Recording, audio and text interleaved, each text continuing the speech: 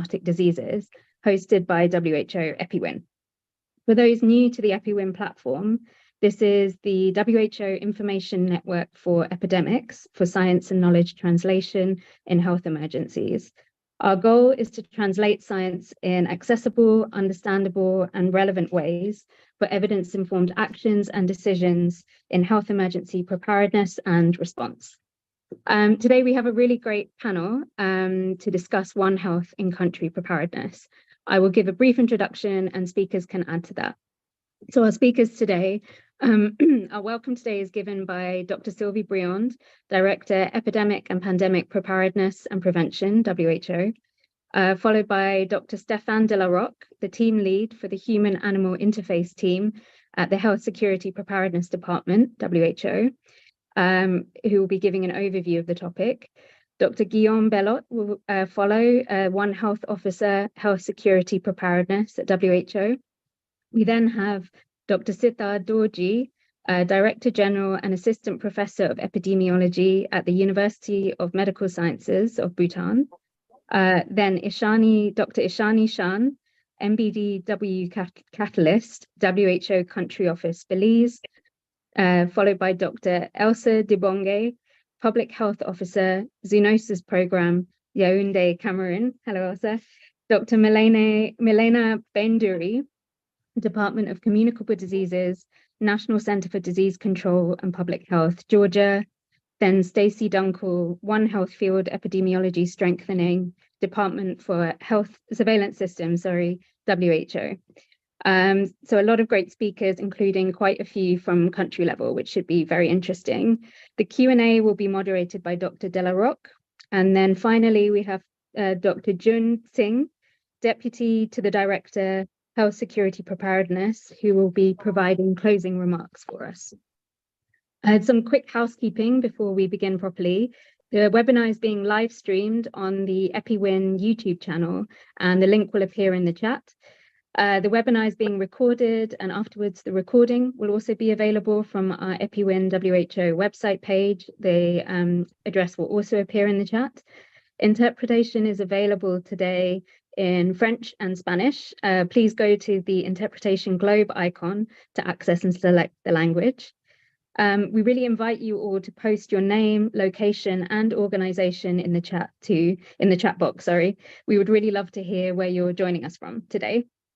And then finally, please add any questions you may have for our panel to the Q&A box, not in the chat, because it helps us keep track of the questions. So that's the Q&A box, not the chat. Without further ado, I will give the floor over to Dr. Sylvie Briand for the welcome to this EPI-WIN webinar on One Health and country preparedness. Over to you, Dr. Sylvie.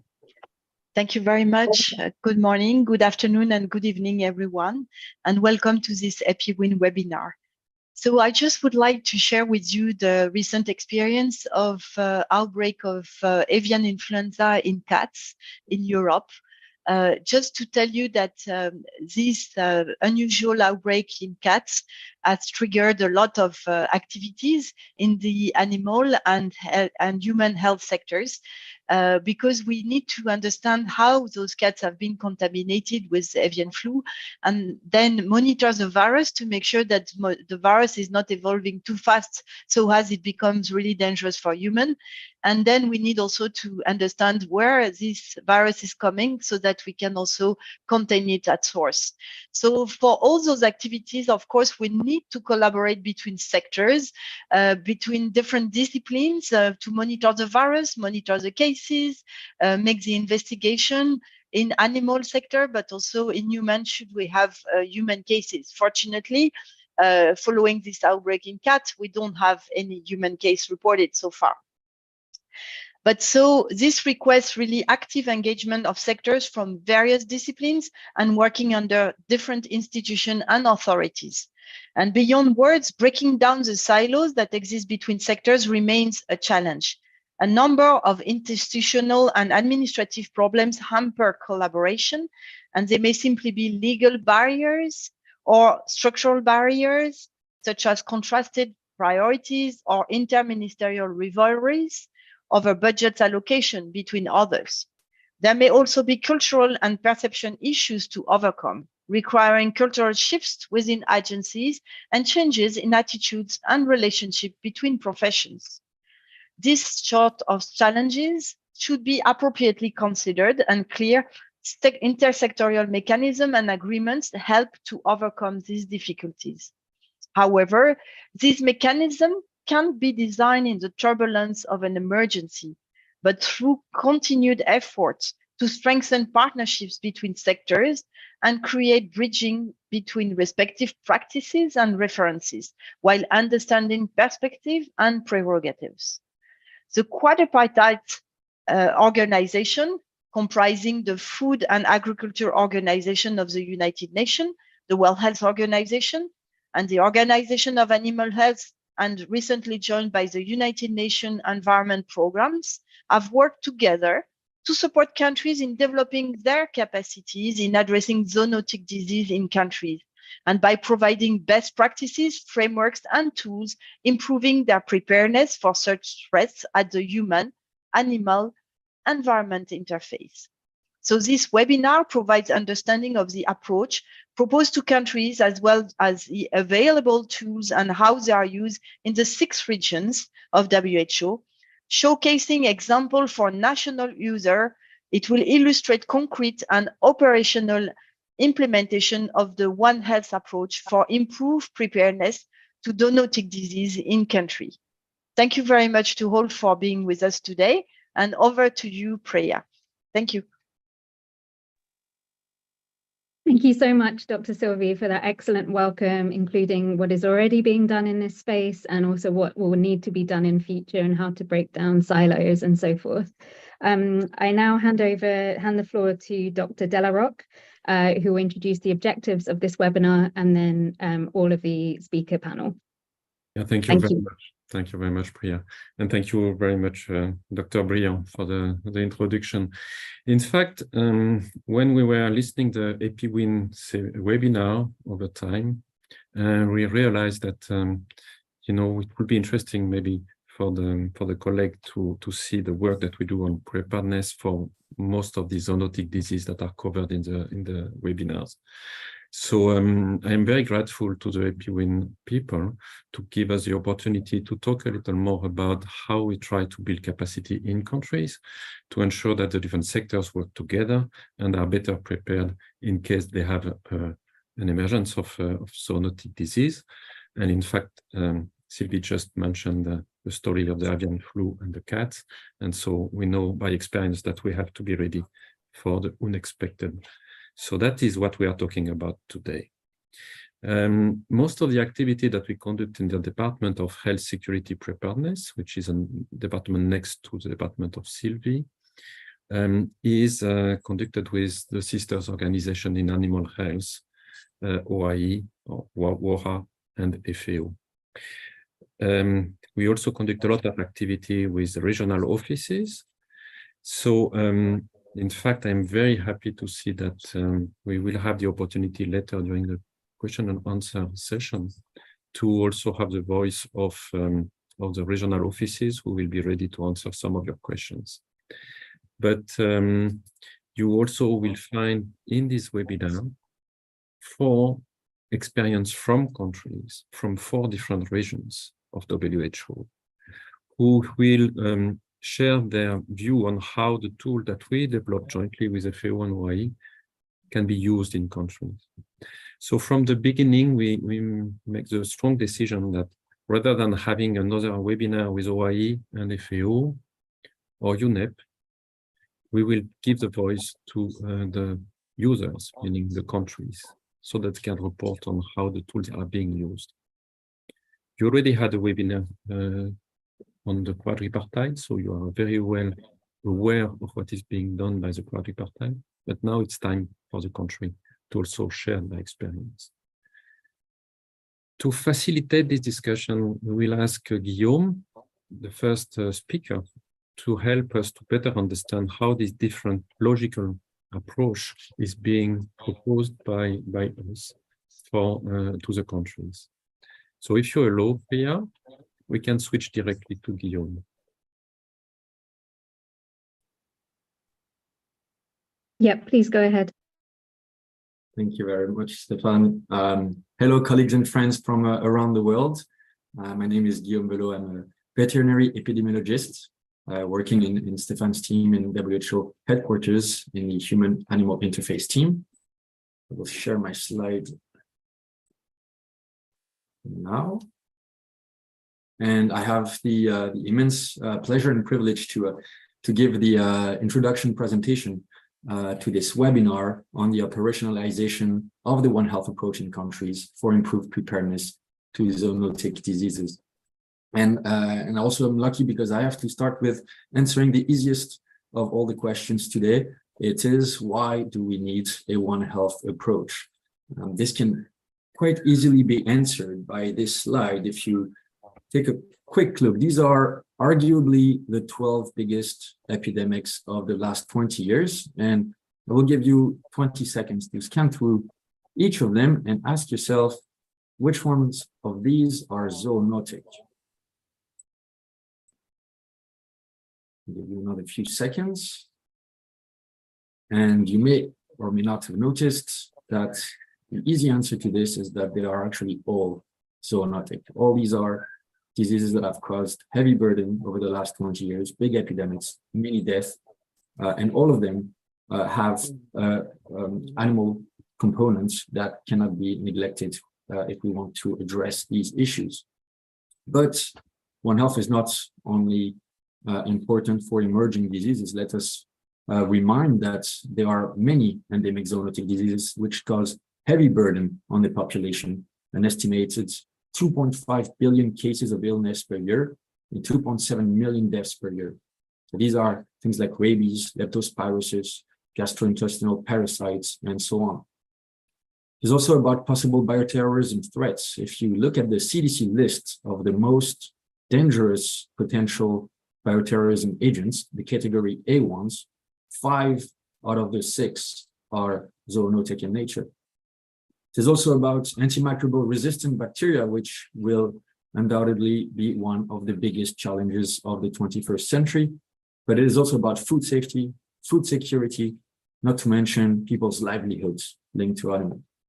So for all these reasons, it is really obvious that the One Health approach needs to be adopted at the animal-human environment interface to include all relevant sectors in the control, prevention, detection, and response to all these threats.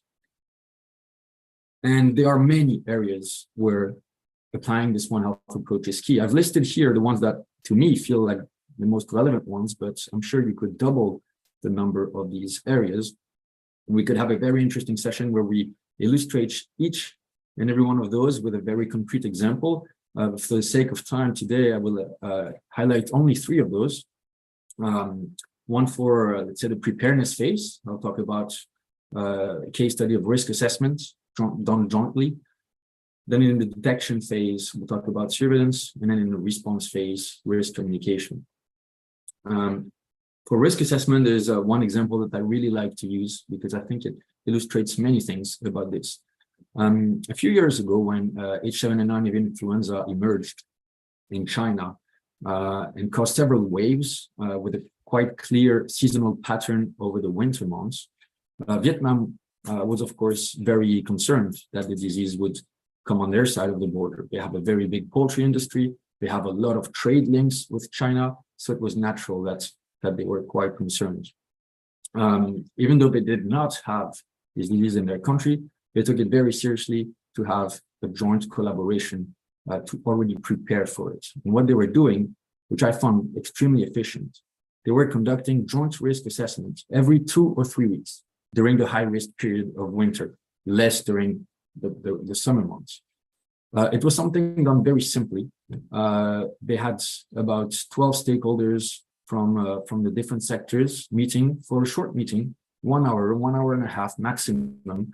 But this allowed them to share data, surveillance results, to assess the risks together, to identify joint measures, and to target the areas where they would conduct surveillance. In fact, it turns out the disease never crossed the border, but if it had, they would have been really prepared.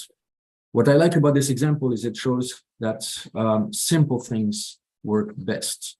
Of course, you could have some criticism about the academic accuracy of the risk assessment because it was not a long process, very academically pure, let us say, but it was something simple and at least it worked. And I think it's much better to have something like this, which can be done repeatedly every 2 or 3 weeks, making sure that the sectors were linked, making sure that the data and information were shared, rather than have something that is academically perfect, but which would happen once every year, and so would be more of an academic exercise rather than something of real added value for the control and preparedness. Once the disease is in the country, let's take the example of Madagascar and Rift Valley fever. Surveillance is one of the areas where the collaboration is essential, as can be highlighted by this example. This map shows the human cases. So what human health data was telling us as a story of the outbreak. And if we were to work in a siloed approach and use only this data, you would see that we would have a lot of trouble to control this epidemic, because this is what the animal health data was telling us as a story. Quite a very different one. This one was made by sampling 4,500 cattle. And you can see that by looking at the human health map alone, you would think that the outbreaks would be located mainly in the big cities. Of course, this is where people would report as sick, but in fact, where they would get infected was a very different story. So here, luckily, the sectors were working together. They were sharing their data. And you can see how it was very important to do so, to have a chance to curb this outbreak.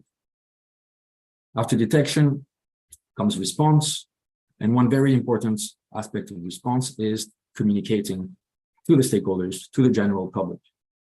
We're still in Madagascar in the same outbreak.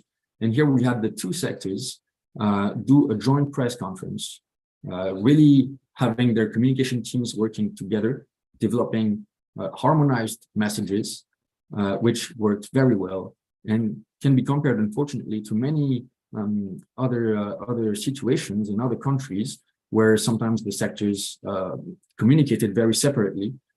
And even in some cases, we've seen it many times with Rift Valley fever, but also with avian influenza, where they would have even contradicting messages such as the meat is safe to eat from one sector and the meat is not safe from another sector. And these can really cause big issues, because not only do you confuse the population, you also lose the chance for them to modify their behavior in the right way, which is the prime reason for this communication. But you also lose their trust, you lose their confidence, because they get different messages from different sectors. Three very simple illustrations of how one sorry to interrupt, but there is an echo on your sound. Dr. Elzak, please mute your microphone.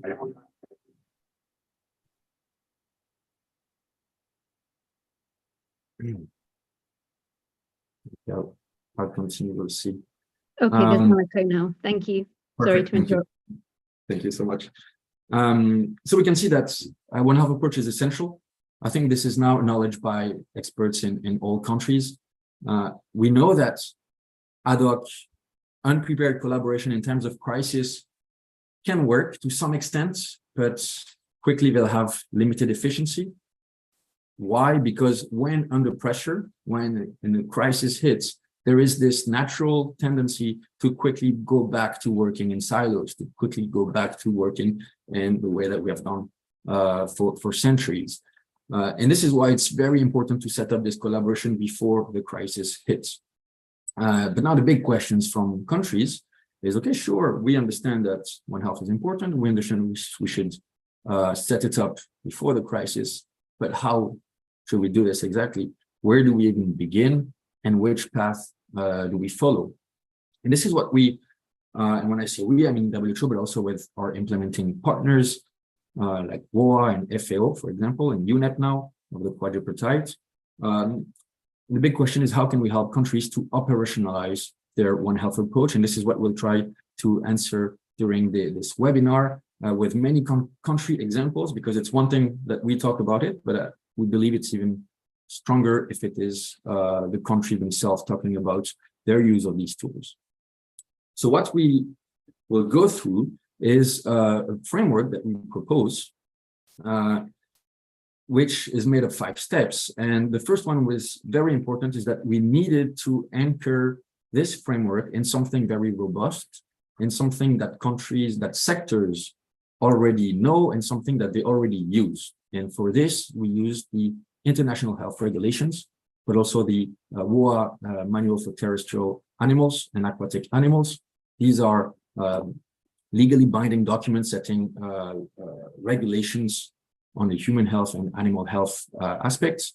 And they are accompanied by capacity assessment tools. We'll not go into details about these, but for example, the HR monitoring and evaluation framework, or the PVS, the performance of veterinary services pathway.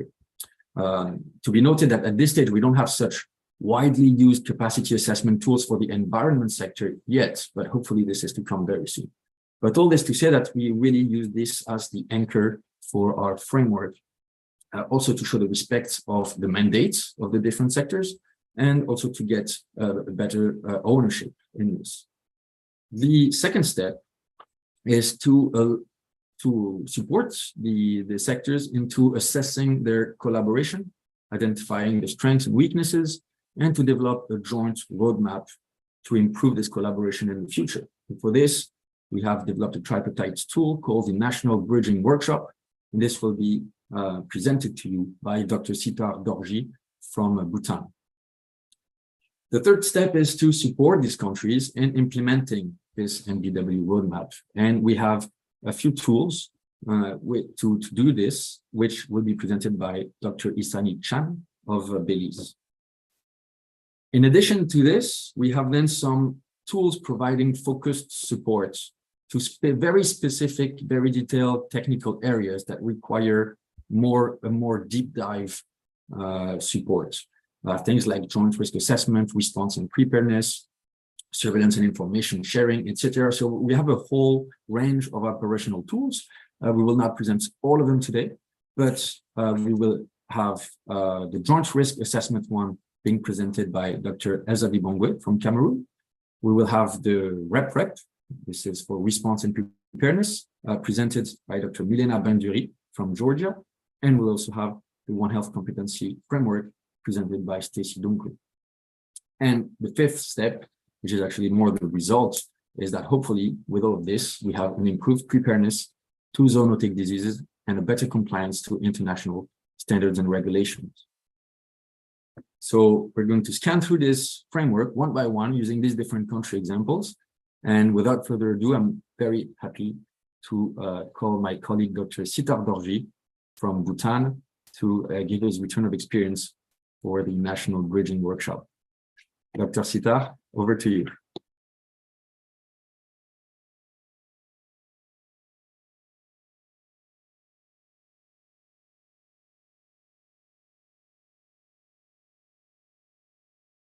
Hello, good morning, good evening, good afternoon to everyone, and thank you so much for giving me this opportunity. I hope you all can hear me all right. Yes? Yes, very well. We can hear you well. Okay, thank you. Yes, thank you, Guillaume, for introducing my presentation. So in this presentation, what I would like to share is how did this NBW tool, the IHR PBS National Bridging Workshop, has helped Bhutan to strengthen OH capacity. And I would also like to share some of the country's experiences having conducted and facilitated this IHR PBS NBW workshop in 6 to 7 countries as of now. And overall, I understand that about 40 countries have conducted this NBW bridging workshop.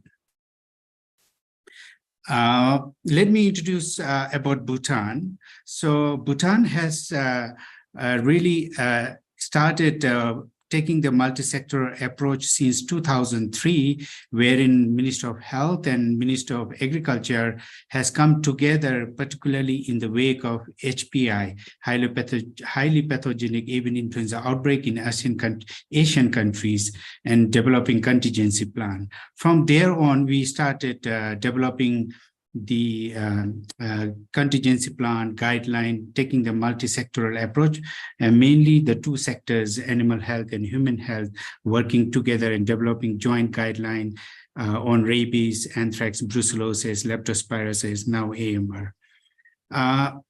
Bhutan has also developed One Health strategic plan in 2016, but when we conducted this national bridging workshop in March 2018, we realized so many deficiencies when we went through very structured, methodological, systematic assessment of our One Health approach. So it was, I will share some of the contribution from this NBW, how it helped us to refine and strengthen our One Health collaboration approach in Bhutan. So when it comes to NBW, what NBW does is that NBW has a very structured agenda, but there are a few sessions like opening session and the way forward, which is open-ended. And that is when the countries will work well in advance to modify and contextualize their agenda, and also choosing the other case studies and all. This is what the other countries will do in advance and develop jointly the NBW agenda. So this is the first time during the NBW that large number of gathering from different sectors and to come together and brainstorm, assess their current collaboration, and develop the joint roadmap priority activities for strengthening One Health capacity. And we also bring during the national work, this NBW workshop, the professionals from all the administrative levels. And more often, we try to encourage the policymakers to come to the opening session and give the keynote addresses.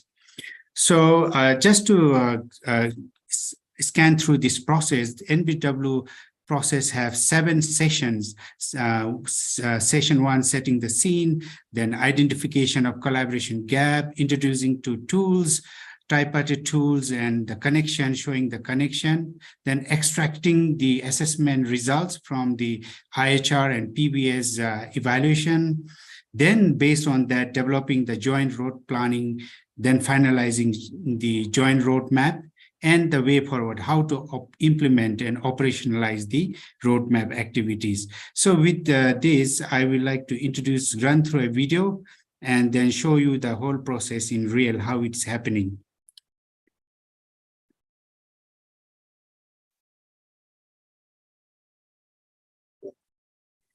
So for NBW, we start with the traditional opening ceremony that is left to the country. So in Bhutan, we have a traditional way of offering to the deities to have a successful outcome, smooth facilitation of the workshop.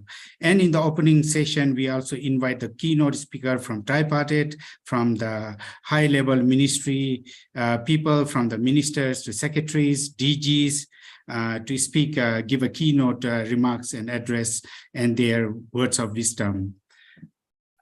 Following that, the first session is setting the scene, and NBW introduces the countries to a very what the One Health approach means with a real case example.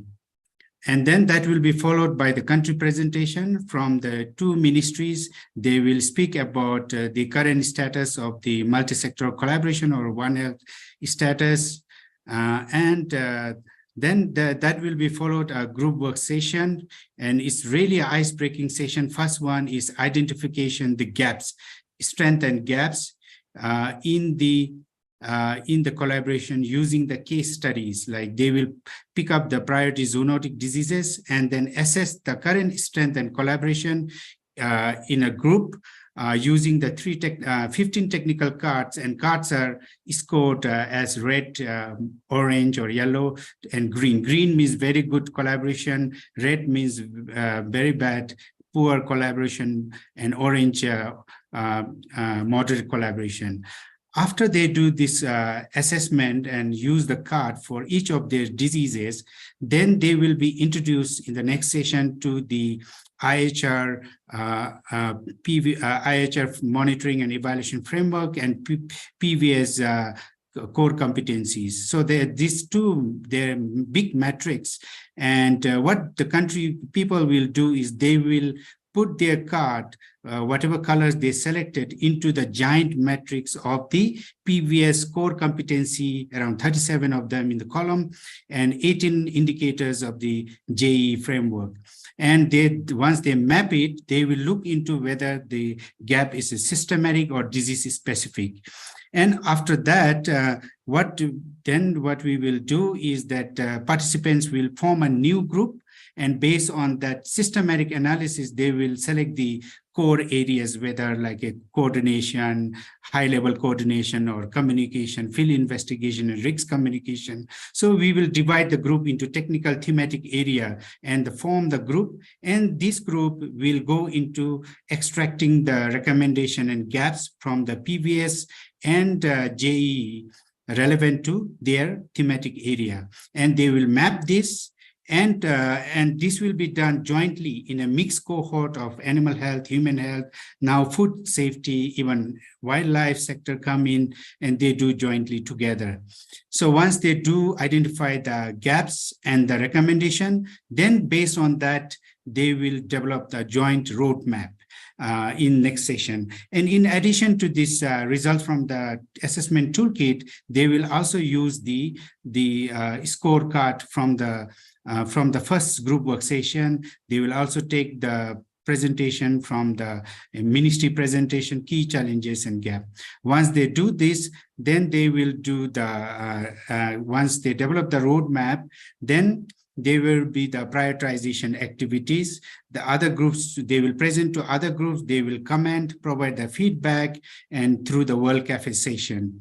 The last final session is the voting of the joint objectives of the joint activities. So similar activities are grouped into one or two objectives in each thematic area, and they will vote for the priority activities. Based on that, the next session is the then way forward, how to implement and operationalize the joint priority activities for strengthening One Health capacity.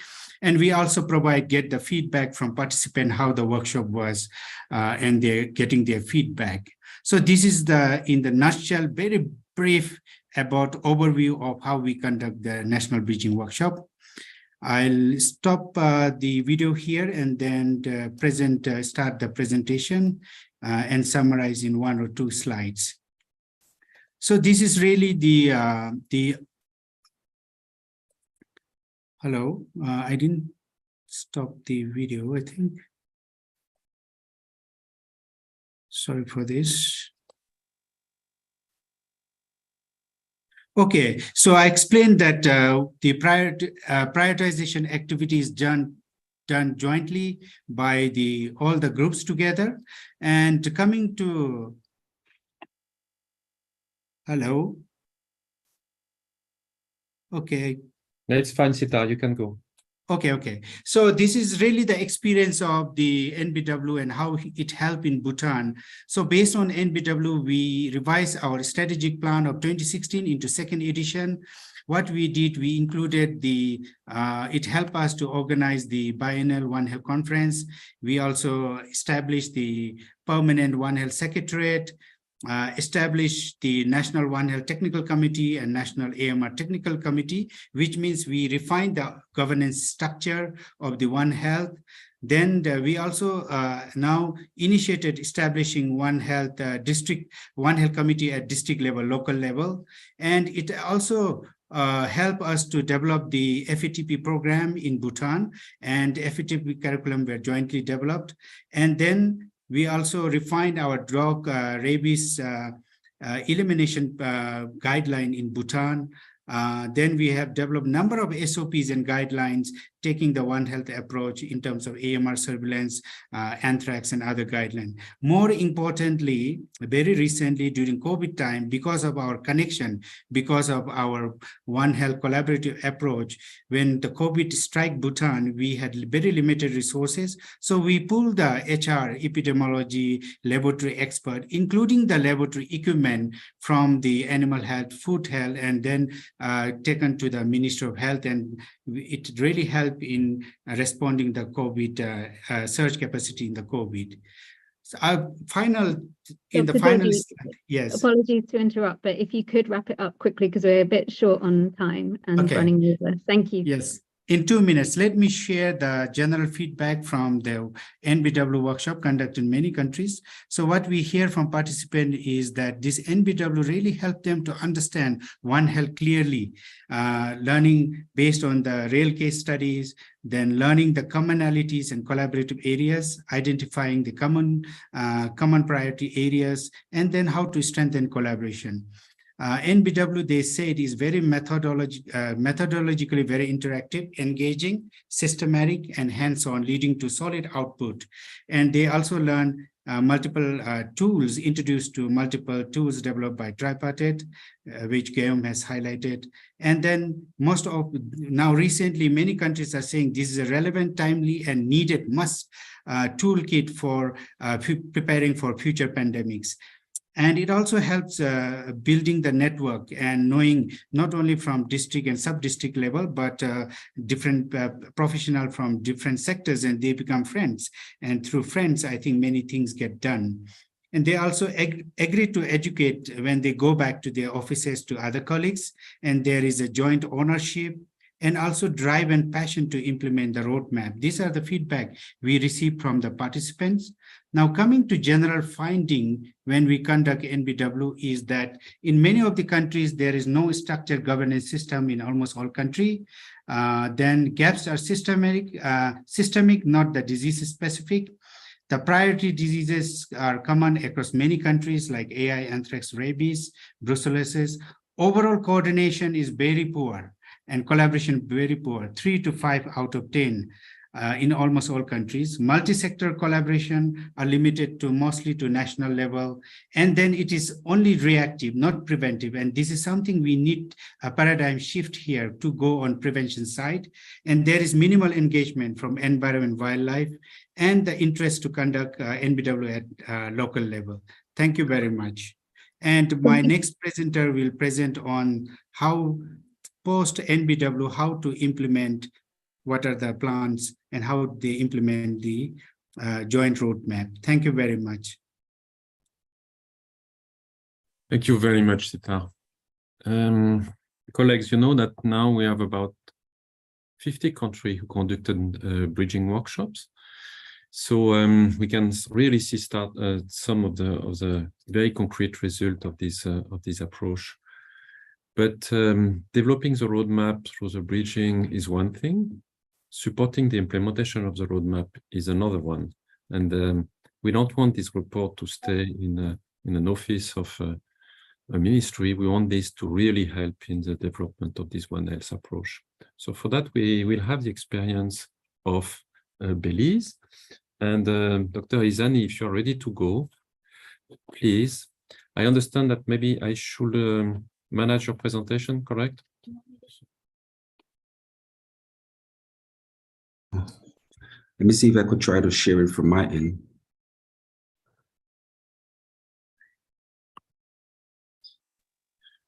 Sorry, Zhang Feng, are you able to share Dr. Shan's presentation, please? Sure.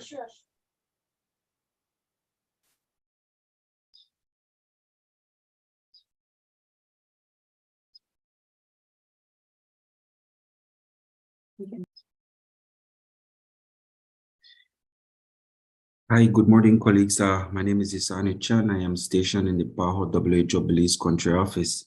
And the focus of my presentation today is basically on the national One Health approach in the country and the instrumental role that the Catalyst plays in implementing the national bridging workshop goals and objectives and framework that have been presented in various countries to various government ministry personnel, and also how the roadmap implementation is being supported either by at the country level, for example, here in Belize by the PAHO WHO Belize Country Office in collaboration with various government ministries, and likewise monitoring the NBWO follow-up process, how these processes are being monitored to see successful fruition moving forward.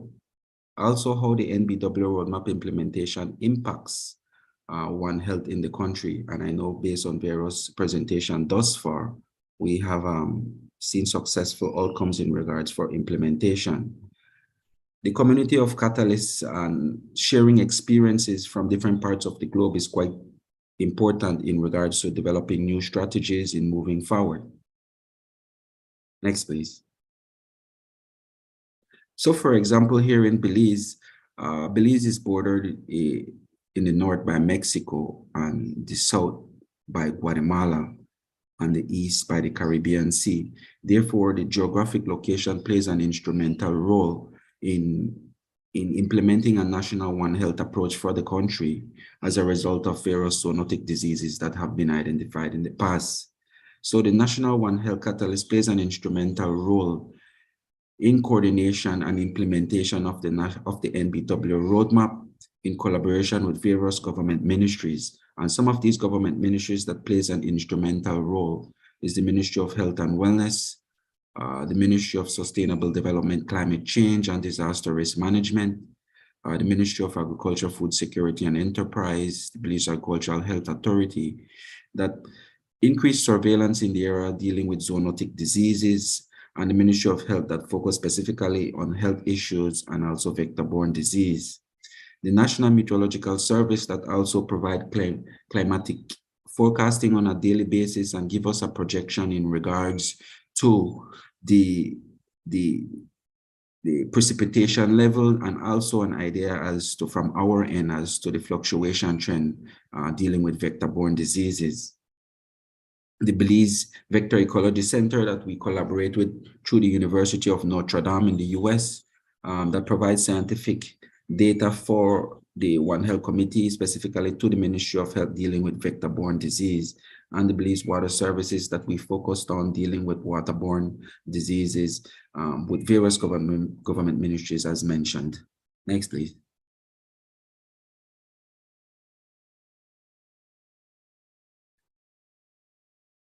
The National One Health Initiative is being implemented in collaboration with focal points from different government ministries to increase surveillance in specific areas of interest, for example, antimicrobial resistance, zoonotic diseases, vector-borne diseases, and also the increased monitoring of climate change, weather patterns, using a One Health approach. On the right side of the screen, you could see an organogram structure that basically demonstrates the various government ministries within the country that we collaborate in. And using this organogram structure, we also have focal points that represents these various government ministries along these focus points, as mentioned, dealing with antimicrobial resistance, zoonotic disease, food safety, and other climatic changes that the committee monitor in regards to implementing the National One Health Initiative within the country. Next. Okay.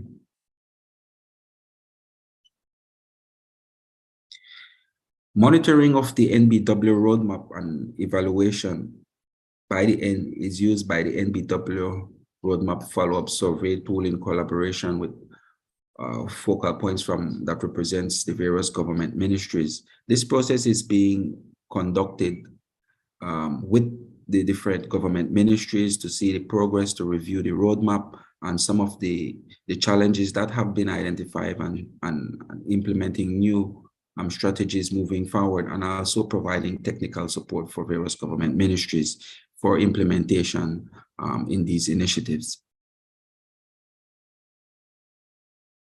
Next, please.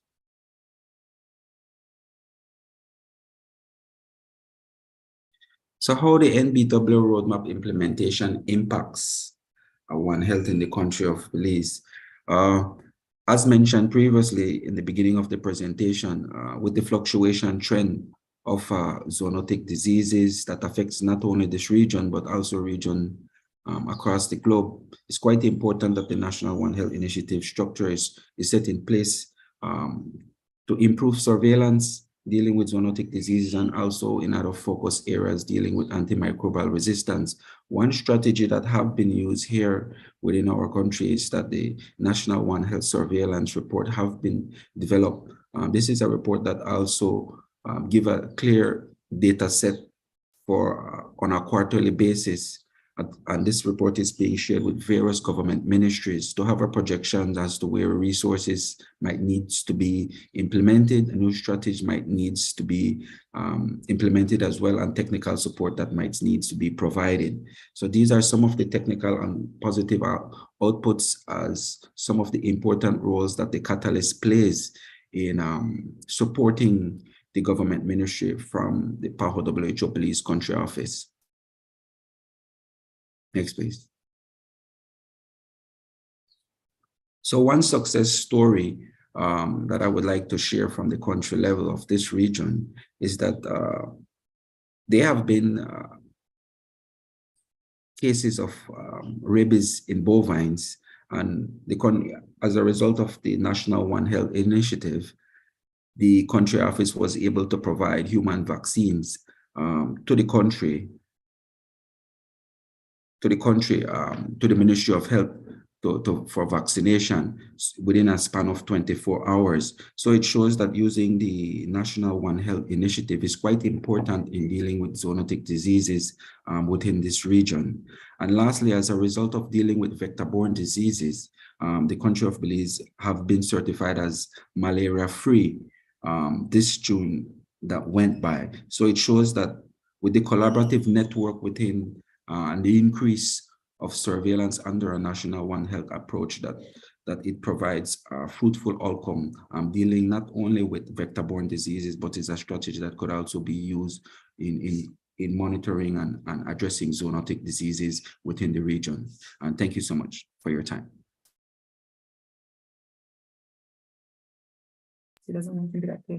Thank you very much, Idani.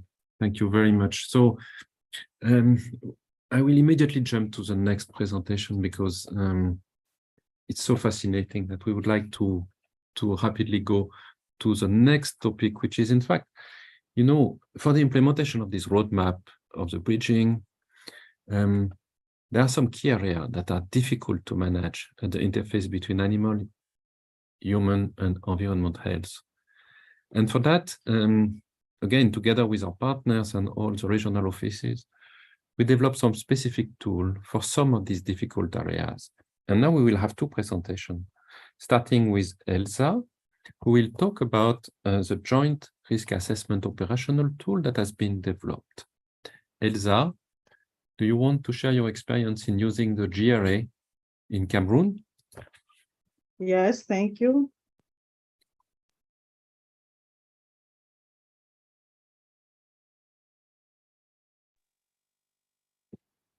So let us know if you want to share your screen or if you want us to do it. I will share my screen. I'm just looking for the presentation.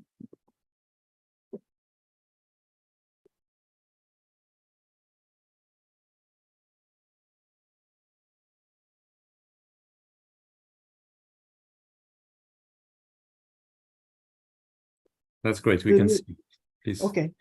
So thank you very much, and thank you for the opportunity that is given to Cameroon to share his experience in the using of one of the tripartite or quadripartite tool.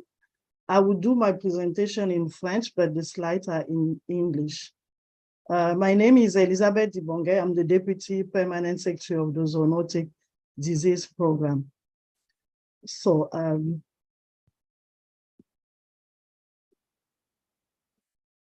il nous a été demandé de préparer une présentation sur l'outil d'évaluation conjointe des risques que nous avons utilisé au Cameroun plus d'une fois, 3 fois précisément, après la formation des formateurs. Le programme Zoonose est une structure multisectorielle qui est placée sous la coordination des services du Premier ministre au Cameroun pour coordonner les activités de prévention et de lutte contre les maladies zoonotiques. mais aussi de faire la promotion de l'approche Une seule santé. Et dans le cadre du travail du programme, nous avons eu 2 exercices de priorisation des maladies zoonotiques en 2016 et en 2020. Et prioritairement, nous travaillons sur 10 maladies zoonotiques. Alors, c'est un peu dans ce contexte que nous avons commencé à utiliser pas mal d'outils, notamment l'outil d'évaluation conjointe des risques, pour essayer d'identifier les risques liés à ces maladies-là à l'interface homme, animal, environnement.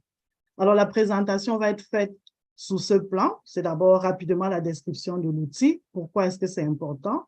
Comment ça s'est déroulé au Cameroun et quels sont les bénéfices, à notre avis, après l'avoir utilisé de cet outil. Et puis, on va terminer avec quelques difficultés à l'implémentation ou l'utilisation de cet outil. Alors, comme vous le savez, je pense pour la majorité ici, l'outil d'évaluation conjointe des risques est l'un des outils qui a été développé par la Tripartite en complément des informations qui sont disponibles dans le guide des zoonoses. Et il peut être utilisé de manière indépendante, c'est-à-dire qu'il n'est pas lié à un autre des outils. Et donc, il peut être utilisé pour soutenir les efforts de coordination des différentes entités au niveau national et même au niveau infranational. Alors, il apporte des éléments indispensables à la maîtrise, l'identification et la maîtrise des contours des risques liés aux maladies zoonotiques qui peuvent toucher à la fois les animaux, les hommes et avoir un impact sur l'environnement. Cet outil qui est publié en plusieurs langues a donc été utilisé au Cameroun. Il est normalement structuré en 10 étapes avec 4 modules, avec, comme vous le voyez sur la diapositive, des modules ou des étapes qui peuvent être recommandées et des modules et des étapes qui sont obligatoires. Celles qui sont notamment en rouge sont des étapes obligatoires et celles qui sont en rouge sont des étapes recommandées, c'est-à-dire qu'on n'est pas obligé de passer par là dépendamment de l'organisation du pays. Alors, il faut peut-être revenir sur l'importance de l'utilisation de cet outil parce que jusque-là, les évaluations de risques qui sont menées sont des évaluations sectorielles. Le premier essai d'évaluation multisectorielle que nous avons eu, c'était avec la priorisation des maladies zoonotiques. Nous avons rassemblé tous les secteurs pour pouvoir déterminer quelles sont les maladies prioritaires zoonotiques dans le pays et cela rassemblait évidemment tous les acteurs de part et d'autre du ministère de la Santé publique, de la santé animale, des forêts, de la faune et du ministère de l'Environnement. Évidemment, des autres secteurs qui sont impliqués également dans la gestion de ces maladies-là.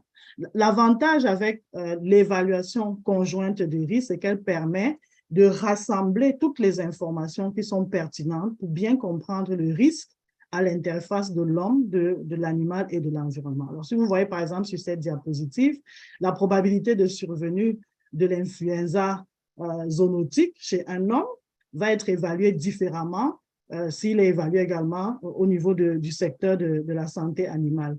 Alors, l'évaluation conjointe de risques permet donc de rassembler toutes ces informations ensemble et de pouvoir déterminer le niveau de risque acceptable pour tous les secteurs et de mettre en commun les différents efforts de préparation et de réponse pour pouvoir y répondre.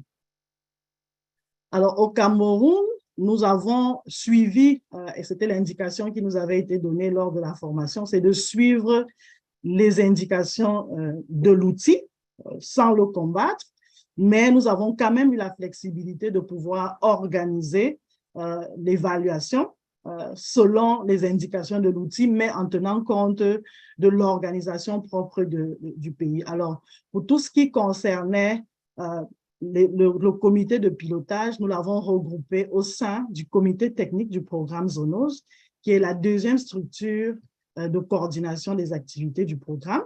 Le chef d'équipe d'évaluation était au niveau du secrétariat permanent, qui est la structure du programme qui est plus opérationnelle. Et le groupe d'experts, l'équipe technique était composée des experts des différents secteurs. Et comme vous le voyez sur cette diapositive, en fonction des couleurs, nous avons pu joindre les tâches ou les prérogatives des différentes entités avec les entités correspondantes au niveau du programme zoonose. Alors, pour tout ce qui concerne la définition de la portée des objectifs de l'évaluation de risque, la structure de gouvernance, l'identification du but, et les orientations, si vous voulez, sur le plan politique et technique, tout cela a été confié au comité technique qui siège donc au niveau des services du Premier ministre, et le secrétariat permanent lui était censé conduire donc l'évaluation à travers l'organisation, la liaison avec les différentes entités, la coordination de la préparation technique de l'évaluation. Et le groupe d'experts était composé à la fois de ces experts que nous avons dans les différents secteurs qui sont les points focaux, mais aussi des facilitateurs qui avaient été formés. Et donc, tout cela, évidemment, en respectant les indications du guide pour ce qui concerne les étapes obligatoires. Alors, voilà comment ça se présente. Est-ce que j'ai une diapo? Alors, nous avons eu principalement 3 évaluations de risque donc en atelier, précédées par une formation des facilitateurs en 2019 avec l'appui de tous les partenaires, mais précisément la FAO et l'Organisation mondiale de la santé. Donc, nous avons un pool de 7 facilitateurs qui avaient été formés en 2019, et à cause de la COVID-19, nous n'avons pas pu commencer à utiliser ces facilitateurs pour mener des évaluations. Nous avons dû attendre 2021, et en 2021, ces facilitateurs formés avec l'appui des partenaires ont donc facilité la première évaluation de risque. Et puis la même année, quelques mois plus tard, nous avons eu la 2e évaluation de risque et la 3e qui ont été directement facilitées par ceux qui avaient été formés, c'est-à-dire par l'équipe nationale. Donc, on peut dire qu'on a eu déjà une bonne appropriation par l'équipe nationale du processus d'évaluation jusqu'au développement du rapport. Alors, généralement, c'est une évaluation qui prend 4 jours. Normalement, dans le guide, il y a une recommandation, et puis en fonction des financements des partenaires, les premiers ateliers, notamment l'atelier de formation, étaient sur 2-3 jours. Mais au fur et à mesure que nous avons évolué dans l'organisation de ce type d'activité avec le regroupement des experts, c'est difficile de pouvoir organiser ce type d'atelier en 2-3 jours. Et donc, nous avons étendu à 4 jours.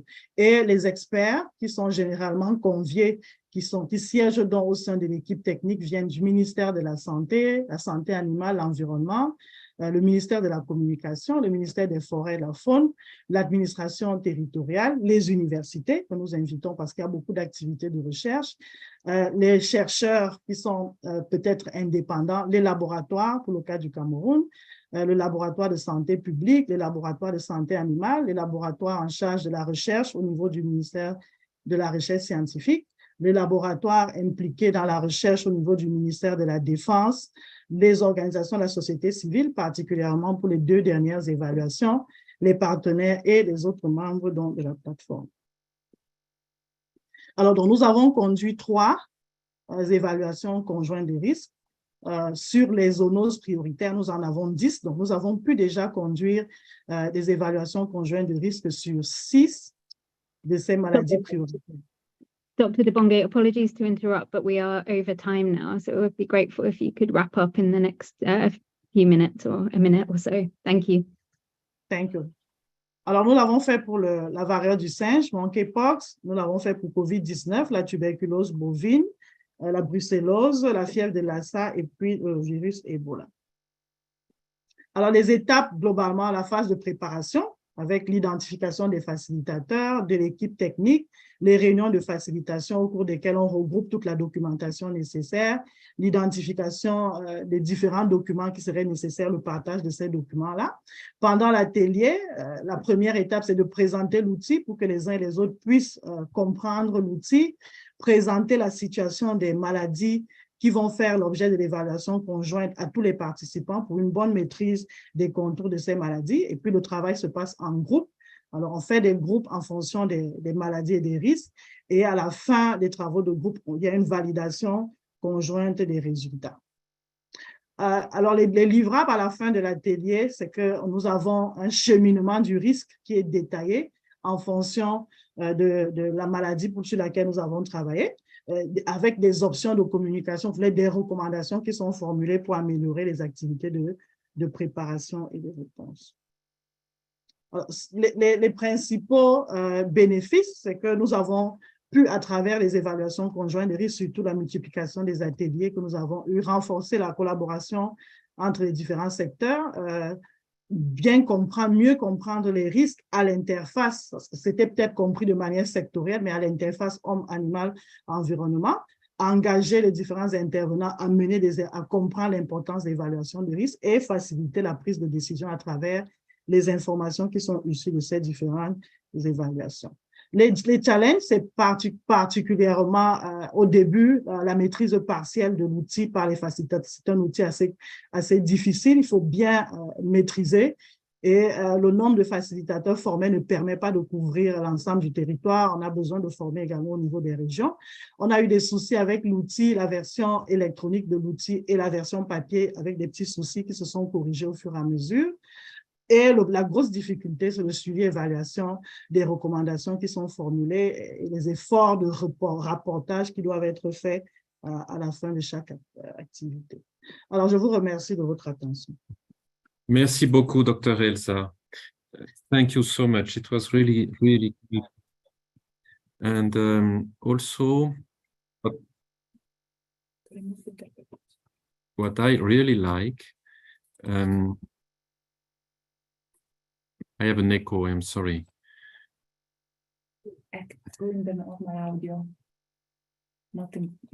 Okay.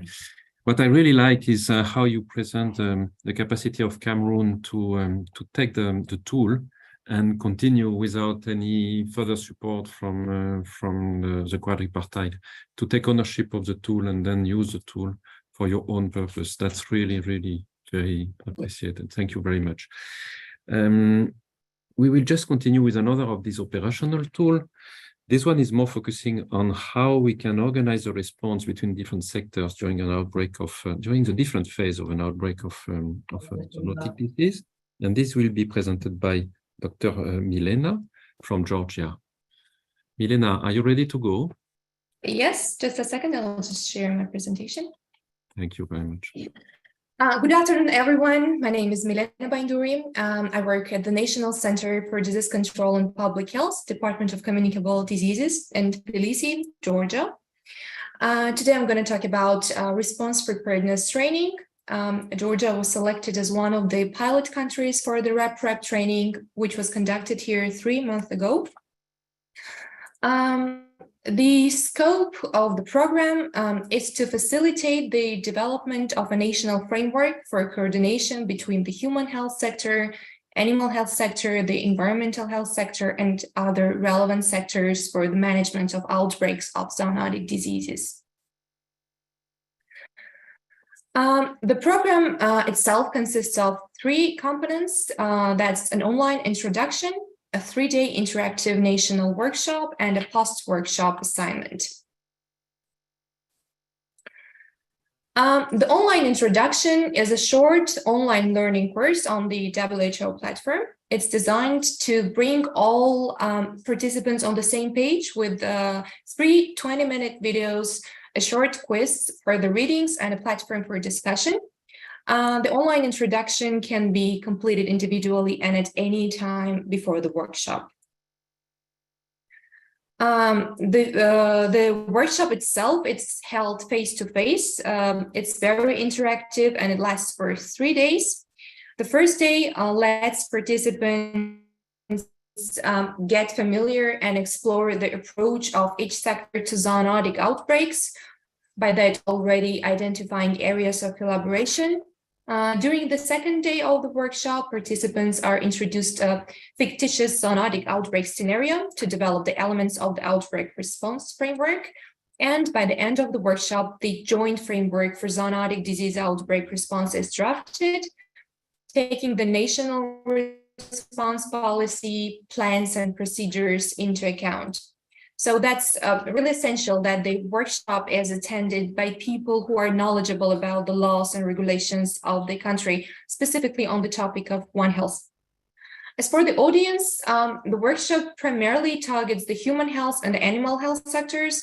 but should also include other actors and stakeholders involved in the response of an outbreak of zoonotic diseases, such as environmental sector, financial sector, or relevant NGOs, and to make it the framework as operational as possible. Participants from all the three levels of the country, central, intermediate, and local, should be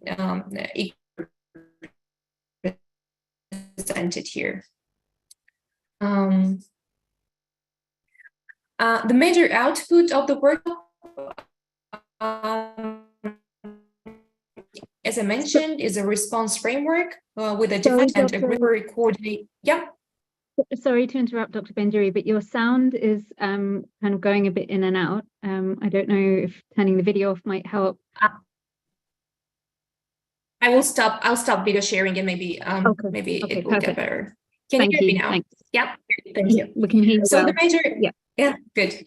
The major output of the workshop is a response framework with a defined and agreed structure for coordinating activities at the human-animal environment interface during all the phases of zoonotic outbreaks.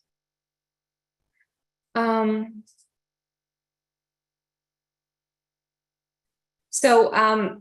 after the workshop, participants agree on a process to develop the framework and to modify to suit different national priorities zoonoses. As for Georgia, as I mentioned, the training was held in Georgia 3 months ago, and we tried to diversify the audience as much as possible. And the result, it was attended by 35 participants from NCDC, from National Food Agency, and State Laboratory of Agriculture, with representatives from national, regional, and local levels attending 3 days discussion. The training was divided, let's say, in 7 sessions. During the first session, each sector had the opportunity to represent their current zoonotic outbreak response plans. For the second session, 3 priority zoonotic diseases relevant to the Georgian context were identified, and participants reviewed all identified joint activities on the Venn diagrams and then rated the current collaboration on these activities. By that, they identified strengths and areas of improvement for joint activities during zoonotic outbreak response. During the third session, we were introduced to the fictitious disease and the fictitious country, as well as the timeline of the outbreak scenario. Then we were divided into 3 groups. Each group developed a risk pathway for this fictitious disease, describing the logical sequence of the hazard from its source to its infection of humans. Then the groups compared the developed crisis maps and discussed the level of collaboration between the different sectors and points of uncertainty. And then based on this work, we discussed what are the major activities to be performed and whom should they be performed by. And then we went through 4 steps to develop the TORs, and in the end, we agreed on the overall structure and the main points of the framework. As a result, we can say that the understanding of common activities, concerns, and challenges of the different sectors during zoonotic disease outbreak response increased. Understanding of the respective weight of each sector during outbreaks of various zoonotic diseases improved.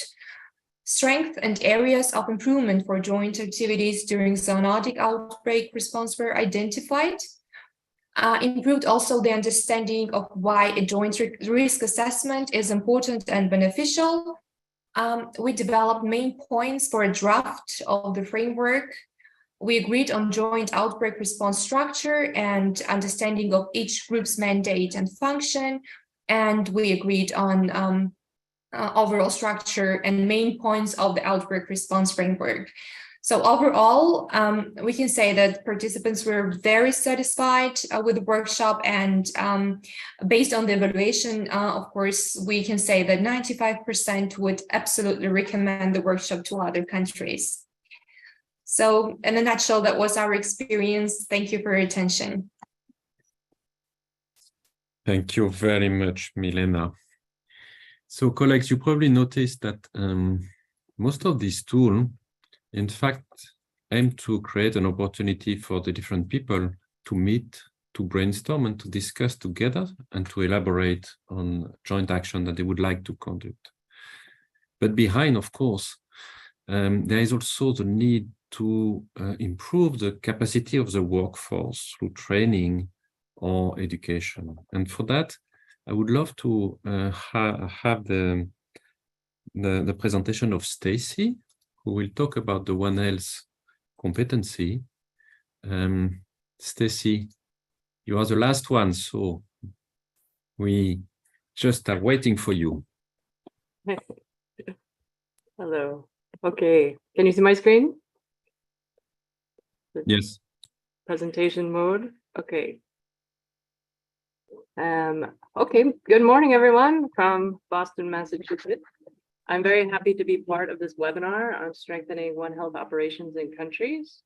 Stacy, sorry, not presentation mode yet. Okay, Well, there we go. it's cool now. I will be discussing the competencies for One Health field epidemiology, or COPY framework, and the accompanying training guidance that has been developed by a core technical team made up of experts from the Food and Agriculture Organization, the World Health Organization, and the World Organization for Animal Health. This project predates the establishment of the Tripartite, but we are grateful for the technical input provided by the UN Environment Program to ensure adequate input from the environment sector during the review process. Field epidemiology training programs have served as the backbone of in-service training for field epidemiologists working in public health since the first program was established at the US Centers for Disease Control and Prevention in 1951. CDC continues to play an important role in strengthening and establishing FETP throughout the world. According to TEPINET, an organization that supports and accredits programs, there are currently 98 active FETP supporting more than 200 countries and territories. FETP are typically established at one or more training levels in a three-tiered training system. These levels consist of frontline training for the local level, intermediate training for the regional level, and advanced training for the national level. While many programs accept veterinarians or other health professionals or scientists into their programs, FAO supports programs specifically for the animal health sector called FETP for veterinarians, or FETPV, and in-service applied veterinary epidemiology training, or ISAVET. Recently, FAO has developed a training program for environment experts working in natural resources management, forestry, or wildlife biology, called the Field Training Program for Wildlife, Ecosystems, Biodiversity, and the Environment, or FTP-WEBI. The objective of the project, which we now call the COPY framework, was to define One Health competencies fundamental to field epidemiology in all sectors at the frontline, intermediate, and advanced training levels, and to list sector-specific field epidemiology competencies for public health, animal health, and the environment sectors. Second objective was to develop curriculum guidance for incorporation of One Health competencies into new or existing training programs. And the final objective was to develop supplemental guidance for mentorship, evaluation, and certification, and continuing education. The project began with a desk review of existing program documents and a survey of existing programs. A core FAO, WHO, WOA technical team then drafted the competency framework and supporting guidance documents. The drafts were refined through expert consultation with a technical advisory group consisting of 100 subject matter experts in One Health and/or field epidemiology. The TAG provided feedback through working group discussions and using a standard feedback form. Due to the level of detail in the competency framework, the core technical team then conducted a prioritization exercise with the TAG to identify core One Health competencies that should be common to all programs. The final steps in the work plan, which we are currently in, are revisions and editing and clearance and publication of the documents. The COFFEE framework defines the knowledge, skills, and competencies for each training level. At the frontline level, there are 49 core One Health competencies and 285 optional One Health competencies. Building on the frontline level, there are 108 core competencies at the intermediate level, including the 49 frontline level competencies. Finally, the advanced level consists of 193 core competencies out of an overall 999 One Health competencies defined by the Tripartite technical team and the TAG.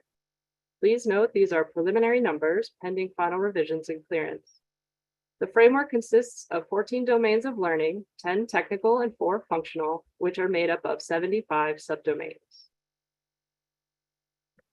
This is an example of the framework structure at the subdomain level. The columns indicate training levels, with the rows showing the core One Health competencies in dark blue, optional One Health competencies in light blue, and sector-specific competencies, which are also considered optional, in orange, yellow, and green. The guidance for One Health field epidemiology curriculum development provides higher level competencies, summarizing the knowledge, skills, and competencies required for each training level by subdomain. It then describes recommended training topics and learning objectives corresponding to the core One Health competencies defined in the COFFEE framework. There are 3 additional supplemental manuals. The guidance for One Health field epidemiology mentorship describes a mentorship program for FETP, identifies core competencies for mentors, proposes a mentor training program, and presents a mentor evaluation framework. The guidance for One Health field epidemiology evaluation and certification describes best practices for evaluating participants and establishing certification requirements. The column on the right is a list of recommended practice activities or outputs to be completed by training participants prior to program completion.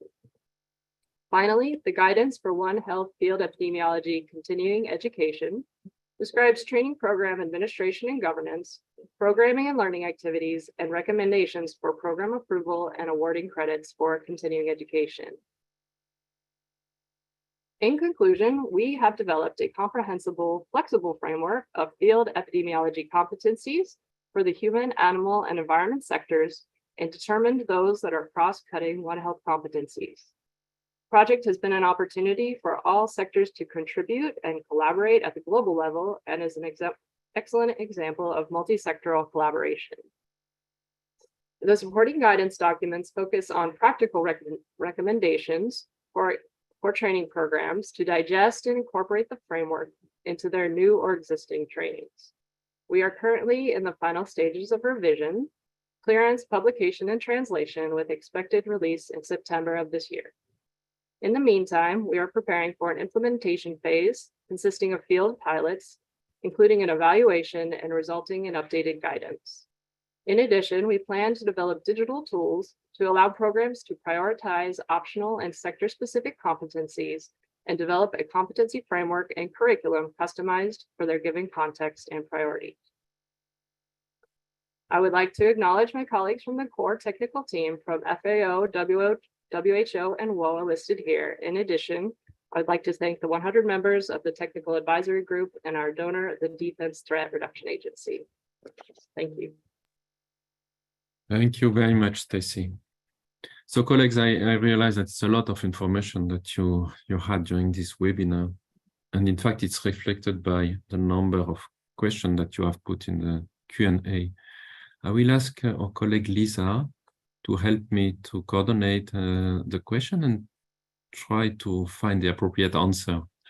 Lisa, please. Can you close your mic? Thank you very much, Stefan. So we got a lot of questions. Many of them were already answered by our colleagues from the regions or the headquarters in the chat, but there are some that we would like to take live. So one that we had that came in was that knowing that zoonotic diseases originate from animals, especially wild animals, do you have examples of interventions to attack these infections in the animal reservoirs? And this will be taken by our colleague Jessica from our Western Pacific office. So Jessica, if you could just give a quick answer. And since we only have 10 minutes, please try to keep your answers relatively short. And then after that, we will move to the next question. Thank you very much. Perfect. Thanks, Lisa. Hi, everyone. Good moment to all. I believe that we don't have one specific answer for that, but as bringing the systematic approach that we have been trying to showcase today, and also rather than just one specific action, but basically going around strengthening capacity. And this capacity could be workforce capacity, surveillance capacity, preparedness and response capacity, but by having joint deployments, joint investigations, joint risk assessments, or anything that we would like to add there, including by linking to wildlife, strengthening surveillance capacity at national levels for wildlife and domestic animals, but within sectors too. And this at all levels, not only remaining at central level, but also trying to expand it to subnational levels in different sectors. And this all would be basically encompassing early warning and preparedness and response capacities that will be contributed to pandemic prevention, preparedness and response. If we try to exemplify, and I think I will bring traditional food markets to the discussion, which is a great example of a multi-everything. You have a lot of different interactions. You have a lot of stakeholders involved, which are also related not only to the market management, government sectors, inspectors, sellers, and etc., but also the community. And that's exactly where we also bring a risk communication and community engagement component, and how much awareness about biosafety, biosecurity, food safety, safe food handling, and many different specific topics are important for the public and for everybody that is related to these specific actions.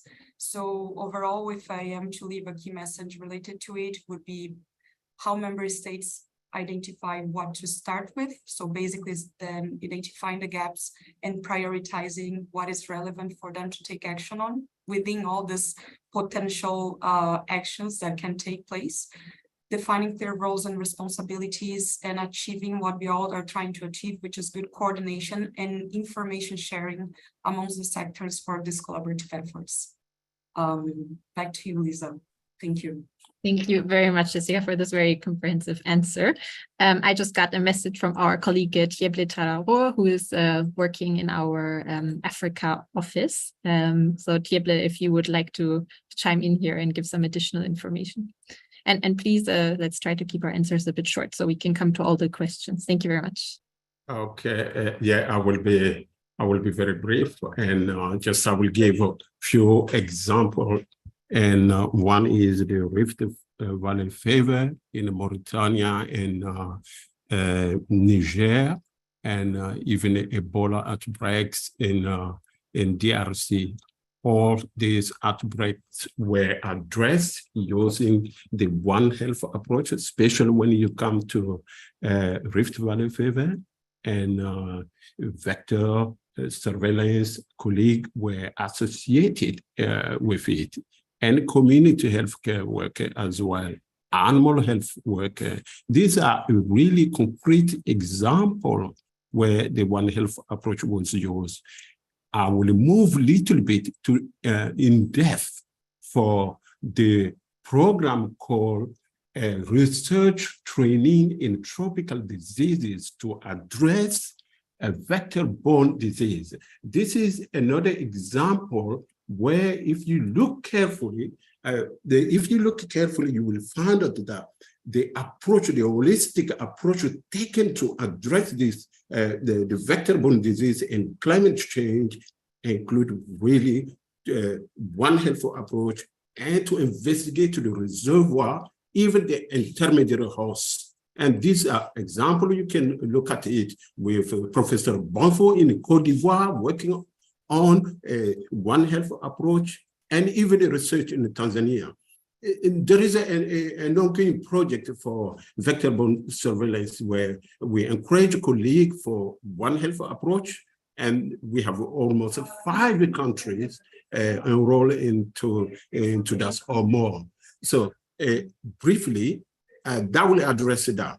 And to move away from even that approach, there was a project run by Chatham House and all the partners in Tanzania, in the DRC, that was to address One Health approach, including to include even mining companies, and which will be answered in the next round. That's just to give you an example of what's going on with the work at reservoir level and involving all stakeholder.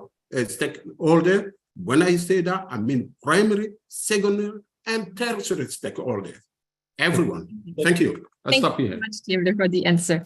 Thank you very much. So we have a question also directed directly to Dr. Sitar with a thanks for sharing the Bhutan's experience. And the question is whether One Health is still, if basically One Health is still under the leading of the key ministries, and if the country has intended to institutionalize One Health and how. So Dr. Sitar, if you feel comfortable in answering that question.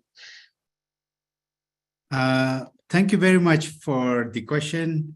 I would say that in Bhutan, we have institutionalized and mainstreamed the governance structure of One Health by establishing Interministerial Committee for One Health. So we have a chair as a Secretary of Health and Agriculture on yearly rotation basis. They are supported by a permanent One Health Secretariat, which are managed by 4 focal officers, one from zoonosis program from health, one from AMR program from health, one from chief from animal health, and then one is me from the academic side. And then they are supported by, again, the One Health Committee and AMR Committee, National One Health Technical Working Committee. And now we have issued an order to the district authorities to establish District One Health Committee. So in that way, it is institutionalized in Bhutan. Thank you. Thank you very much, Dr. Sitar, for that answer. Then there were also 2 questions to Dr. Shan. One was if you have considered the engagement of ministries of culture, community development, women, the Ministry of Education, so basically other players, and if you had any challenges in getting them on board. And the other one was whether you could give some details on the National One Health reporting system. So thank you very much, Dr. Shan. Hi. Yeah, in regards to the National One Health Initiative here in Belize, it's run by the focal points from the various government ministries. And yes, there are other stakeholders that is also involved that plays an instrumental role with focal points that represent the various government ministries. In regards to reporting, there are a reporting structure that the surveillance report is being generated and shared with focal points to the various government ministries as stated in the presentation earlier. Thank you. Yeah. Thank you very much. And I know we're a little bit over time, but if you could give us time for one more question, because that question actually came 3 times already, which was on sustainable funding, meaning that there's often good policies in place, but that of course action depends on funding, and funding is often difficult because it is between the different sectors. And I will direct that question to Peter Horskopf, who's from our office in Europe. So Peter, if you could chime in, and anyone else who wants to add to his answer, please feel free. So Peter, please go ahead. Hello, everyone. I think this is a very critical issue and something that many countries are faced with. I think there are 2 aspects to this. And I see different questions in the chat related to funding. One, I think it's important to highlight that One Health is not a program or deliverable in itself. So we do not necessarily need additional funding. It's more a question of how existing funding is being used and is being shared across different sectors or even groups of stakeholders. So we can do a lot, but we need to do it in a different way. And the One Health approach is a way of working and a way of doing things in a different way. So that's one side of it. The other, yes, a lot of funding often goes in silos to different ministries and different sectors. And I think the first thing to start with here is to have good joint planning. So if the sectors can agree on specific priorities they want to work on, I think we have seen many good examples here in the European region on countries that are allocating from a central level specific funding to specific tasks, not to specific ministries.